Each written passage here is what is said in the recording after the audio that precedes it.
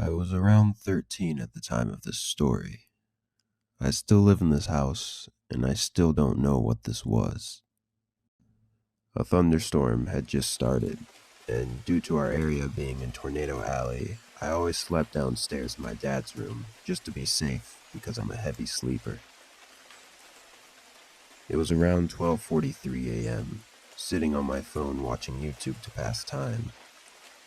As the rain hit the house, I heard my dad's intense car bass pull up into the driveway. I lived in a small town and everybody knows everybody, and he was the only one with a car like that. I assumed he would be coming downstairs to sleep since he had been working all night. And so I collected my things and my dog and sat at the edge of the bed waiting. After waiting for a few minutes, I ended up walking over to the window that faced directly towards the driveway. Through this window, I could see the entirety of the driveway, so there was no way any car in the driveway wouldn't be seen.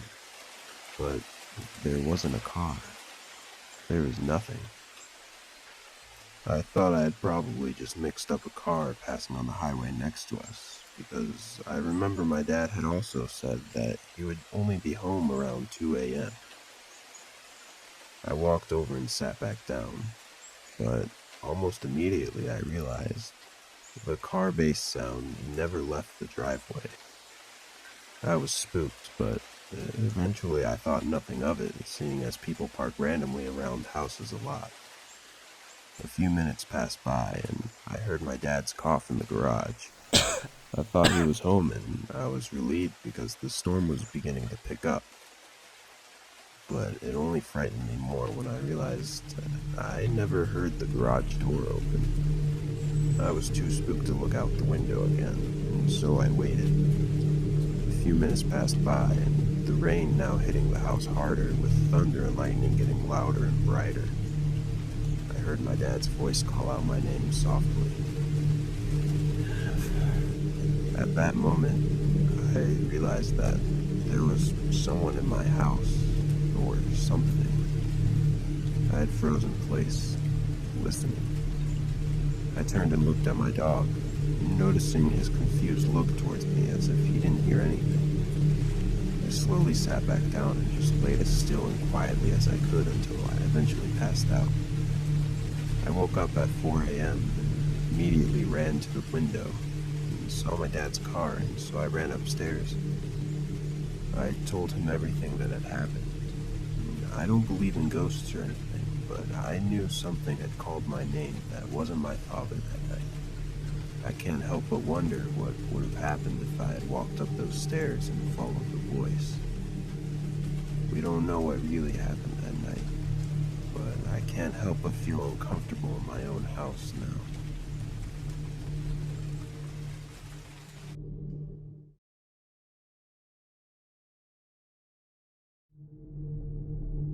I was lucky enough to live in a large house when I was a kid.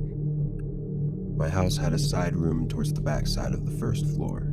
My siblings called it the second living room because that's basically what it was. It had an old recliner, a small table, and a mid-sized couch. That's it. We hardly ever sat in there. One morning, I woke up sick. I told my mom, and she told me to take the day off from school and stay home. My siblings had to be at school, and my parents worked, so that meant I had the house to myself. I laid around in bed for a few hours, until around 10:30 a.m., when I heard steady walking coming from the first floor. I thought nothing of it at first, as I just assumed maybe my mom went in late to work like she did sometimes. I needed something to eat anyway, so I stood up and went downstairs to the kitchen. I made it about 3 feet in front of my kitchen's walk-in doorway when I locked eyes with, not my mom, but a 6-foot-tall man wearing raggy and ripped-up clothes. I was frozen in fear. I just stood there. It was only for a few seconds, but it felt like hours had passed. The guy just stood there and watched me too. No expression or anything. I eventually pulled myself out of the shock and bolted from my bedroom upstairs. I didn't hear him following me, but I got in my bedroom and locked the door and moved a dresser in front of it anyways. I pulled out my phone and instead of calling 911 like I should have, I called my mom. I screamed into the phone, telling her someone was in the house trying to kill me. She told me not to leave my room for any reason and call the police, so I did. 15 minutes later, the police finally show up, as I could see through my bedroom window. I watched them enter the house before I left my room to run down to them for safety. I told them everything that happened. They did a quick search of the home and found nothing. Not a single person or broken window or door. My parents came home shortly after and were furious that the guy had not been caught. I was extremely angry as well, but I was also relieved that I was alive. The police began packing their things, but as one of the last officers was on the way out, he noticed a Walmart bag sticking out from under our couch. It was that couch in the side room that no one ever used. And, well, what do you know? We found hundreds of trash bags and week-old rotting food under the couch, along with some of our personal items like wipes, water bottles, and we even found a bag of piss. Whoever that man in the kitchen was had been living under our couch for weeks. I can't comprehend how none of us had smelt any of the garbage that was piled up under there for the entire time he was there. The fact that he never made a single noise under there just baffles me. We've since cleaned that room out completely and turned it into a breakfast nook with wooden chairs so no more people can break in and find free housing in them. I go off to college in a few months, so I won't have to live in fear of that incident happening again for much longer. But I still think about it every time I wake up with a cough.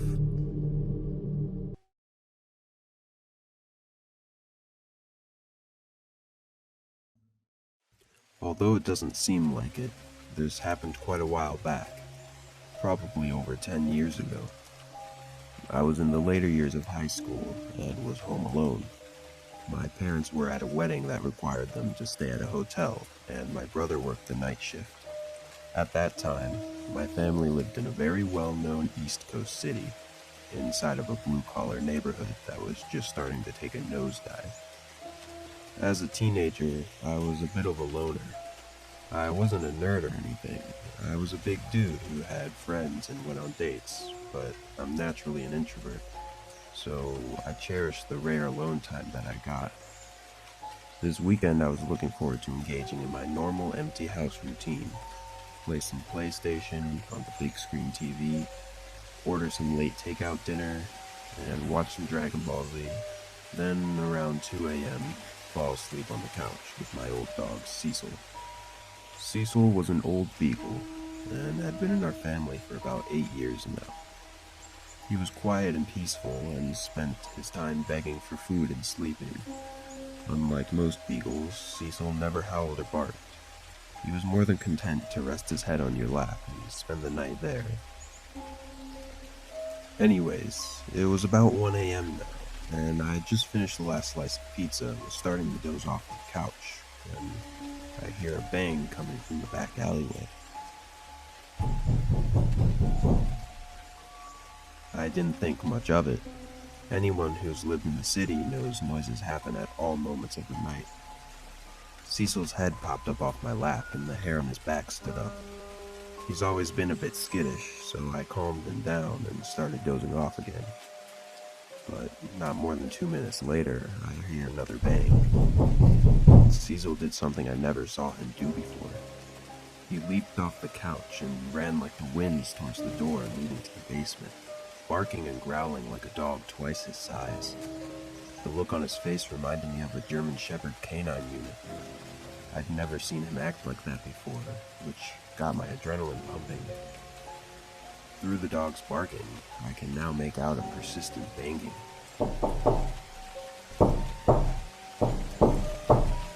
There was a seldom used door in the basement that led to our back alleyway. It was old and rusted and was hard to open, even with a key, and it made a lot of noise. I suddenly realized that someone was trying to break into my house through my basement door. For those who haven't lived in a bad neighborhood, it's usually general knowledge that if someone tries to get into your house and moves on after they realize the door is locked, they only wanted your stuff. But if someone is persistently trying to get into your house despite the door being locked, well, they want you. Knowing this, I rushed upstairs immediately to grab a heavy wood baseball bat that I kept under my bed for situations like this. Then I head down to my basement. I probably should have ran, but I was a macho teenager with a tough guy complex, and I had nowhere to go. While I'm heading down the stairs to my basement, Cecil blows past me with the speed and aggression of a dog half his age. Suddenly, I hear a man's voice say, "Oh fuck," and the banging stopped. I didn't call the cops or anyone else, which was probably the dumbest thing I've ever done. I just sat up for the rest of the night with the bat in my hand. My brother came home that morning and I told him what had happened. He went to the basement door to take a look, and when he gave it a tug to open it, the whole door fell off. This psycho was one good shove away from getting in my house, but old Cecil scared him off. I'm pretty sure that lazy fat old dog saved my life. When I tell this story to people, they dismiss his actions as a dog doing what a dog is supposed to do. But I can tell you that Cecil never barked or moved that fast in his life. It was almost like he knew the urgency, like he knew that door was going to give. A few years back, we had to have him put down because he just had no will to live anymore. Before the injection, I got a moment alone with him. I thanked him one last time for his friendship and for what he did that night. At this point, I was a grown man with a wife and kids, but I'm convinced none of that would have happened without old Cecil.